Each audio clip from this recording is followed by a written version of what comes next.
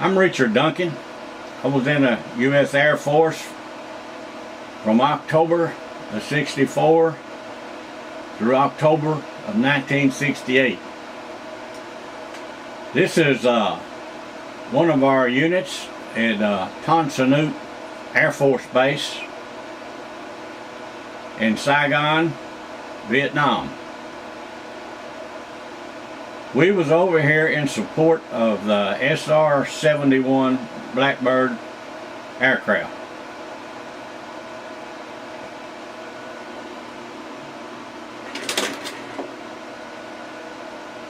This is some more shots of our generators that we use to supply power to the photographic equipment in Tan Son Nhut.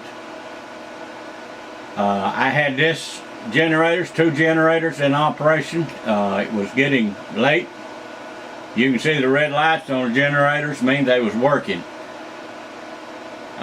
We had these generators to supply power to all the photographic trailers that was developing equipment for the pictures, because they was constantly losing power, and anytime power was lost you had a big chance of losing most of your photographs that you had taken earlier.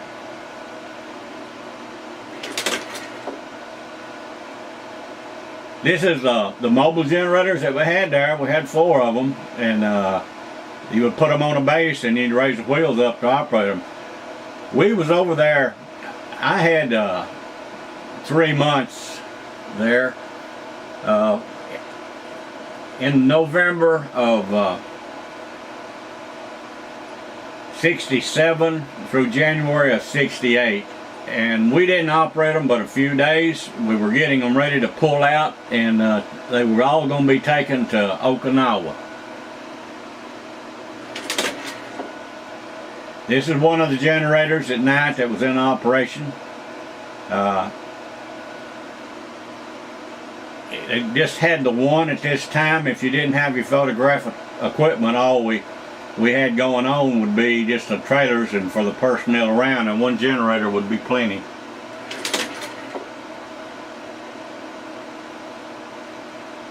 This is the generators a little later on when they weren't in use anymore. They actually was going to be scrapped at Okinawa. We had new generators that had the D343 Caterpillar engines in them, and there was 2 to a trailer.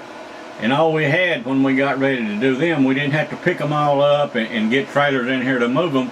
We just hooked up to our trailer with the 2 generators and pulled them out to the airport there, and they could put them on a transport. It was a lot quicker.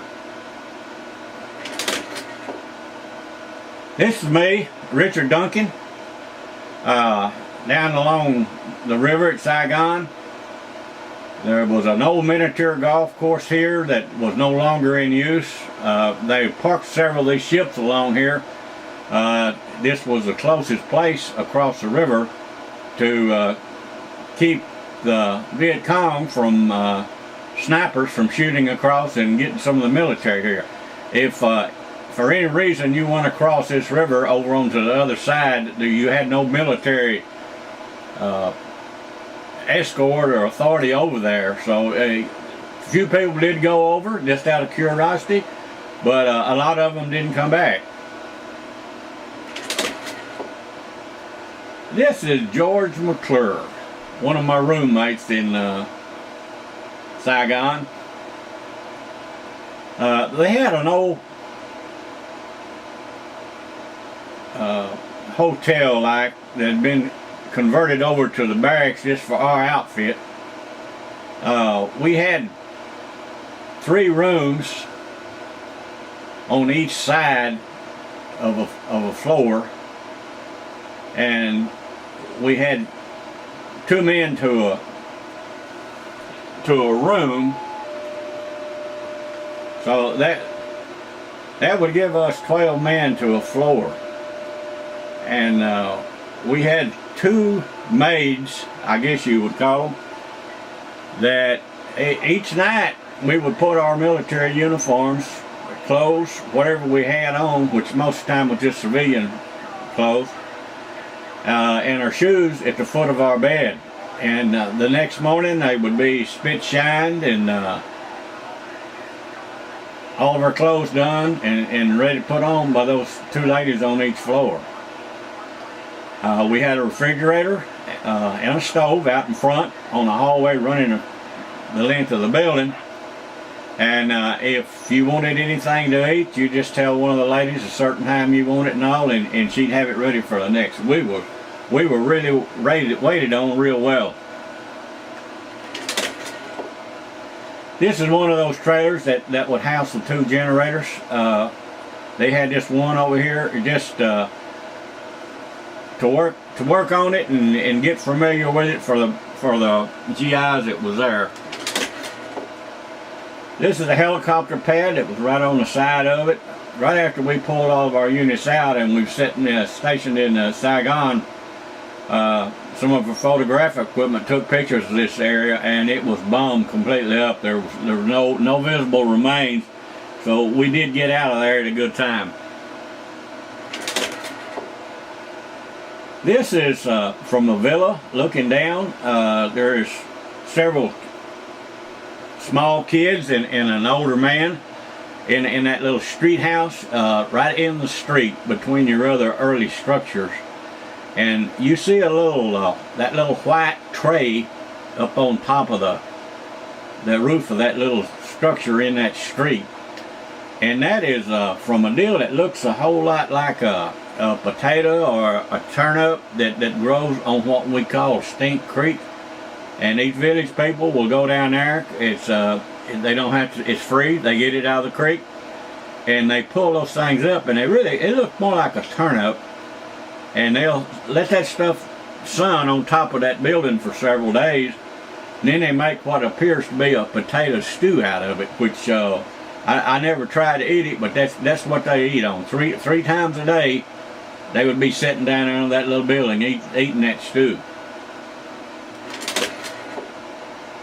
This is the front of the villa. You notice down here in the right lower corner, the kids taking a bath. That right there coming out of our villa was the main water source that they had to take their baths in and carry their drinking water and cooking water and whatever. And all these young kids that weren't potty trained didn't wear any clothes. And just wherever the urge hit them, they would go ahead and go. And at night they would bring the street sweepers through and sweep all this up, and then come in with the water trucks and clean everything up. And they really done a good job of cleaning it for the mess that was here. This again is down on the miniature golf place with the big ship, and you can see how far behind that ship there, the area that part of that river made a big turn. This is me. This is a bed, and had another bed on the other side for the other guy that was in the room with us, and that's the door to our bathroom. And some of the pictures that had got posted on the wall by different GIs. This is the Vietnamese money laid out on the bed. This is that shower and commode. All the water was overhead. You just pulled that little thing, and it would take a pretty good while for that little bucket deal to fill back up. This is one of the better looking cars that someone got out and was getting a shoe shine or haircut. It's 3 GIs from probably going to Tan Son Nhut that was in our villa.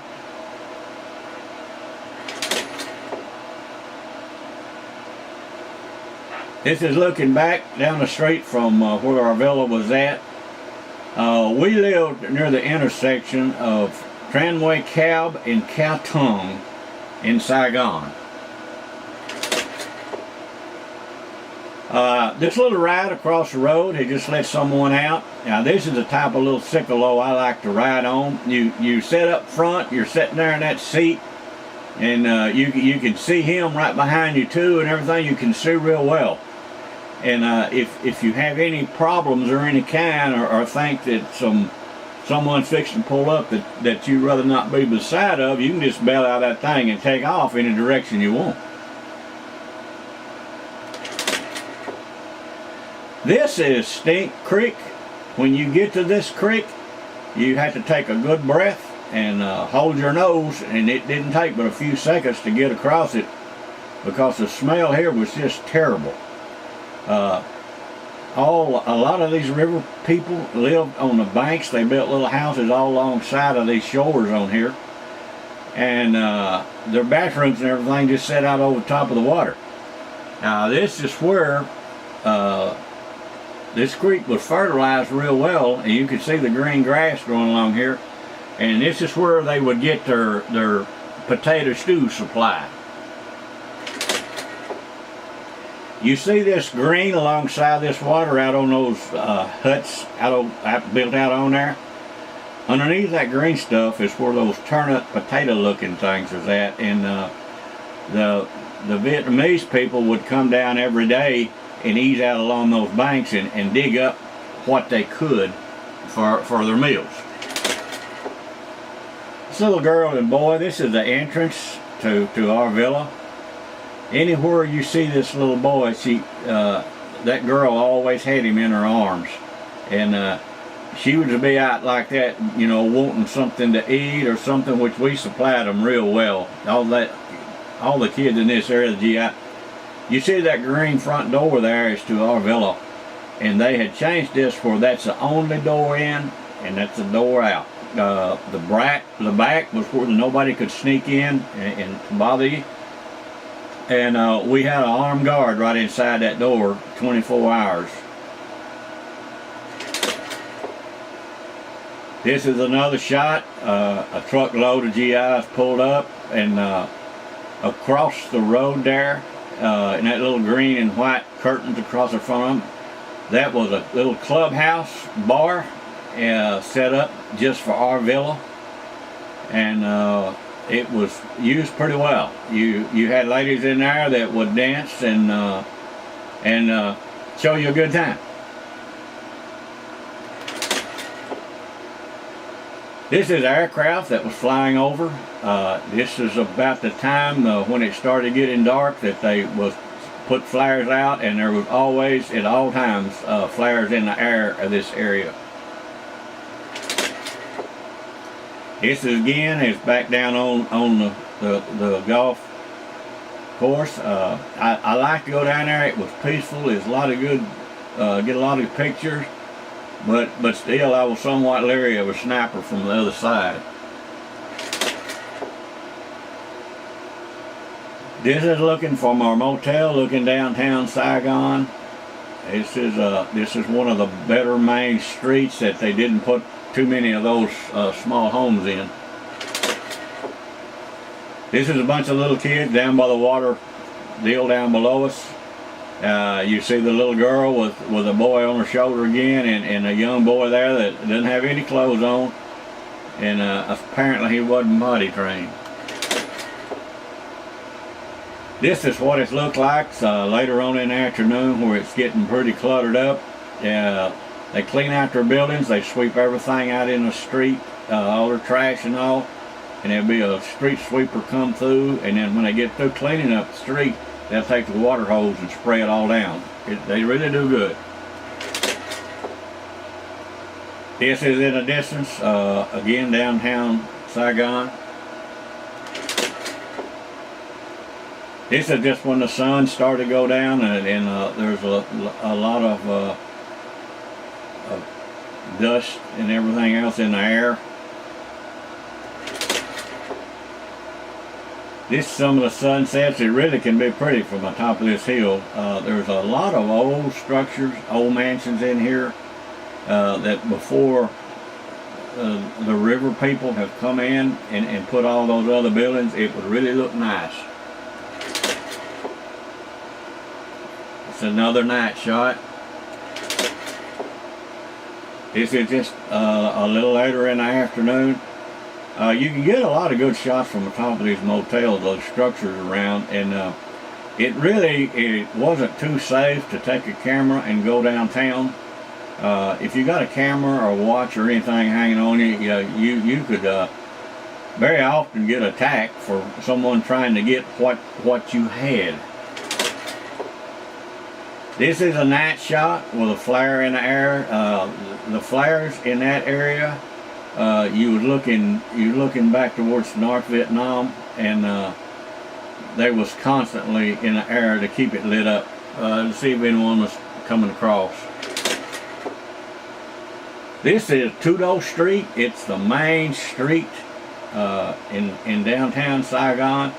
It's where a lot of older buildings have been turned into restaurants by the military, and it's where all your clubs and your bars and I guess you'd say wild women stayed. This is the way this was taken from the front of one of those little sicaloes. This is a crossroads coming here. They have no street lights. These people, when it really gets cracked and it's powdered, they'll just scoot up one at a time, and you don't hear anyone doing any hollering at anybody. It's just I've never seen any traffic anywhere as smooth as this in Vietnam here, for not to have any lights.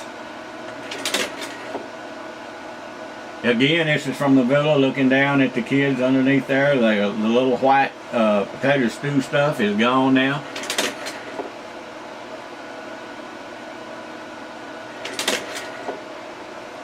This is some more buildings, just showing you how crowded it is in between these streets. This lady across over here has got like a little snow cone machine that what we have over here. I don't know, it was some kind of a stew or something, but whatever it was, all the kids like it, and they kept her real busy. Here's a sicalo that's pedaled. You can really get some good pictures by one of them. They'll take you down, and they'll take you. You could ride all day for a couple of dollars, and you could really get some good pictures, but it's not too safe to do that. This is the little club and all across the road that was for the GIs here in this area. Several of the women lived in the top floor, and then they had a little pool hall in there, one. And then they had, the other room had whiskey and music and whatever you wanted. You can see one of the girls standing there on the porch that helped operate that thing.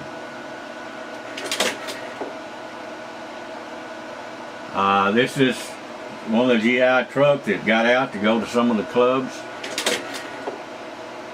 This little girl with the water buckets here, they look like they was every bit of 5-gallon water buckets.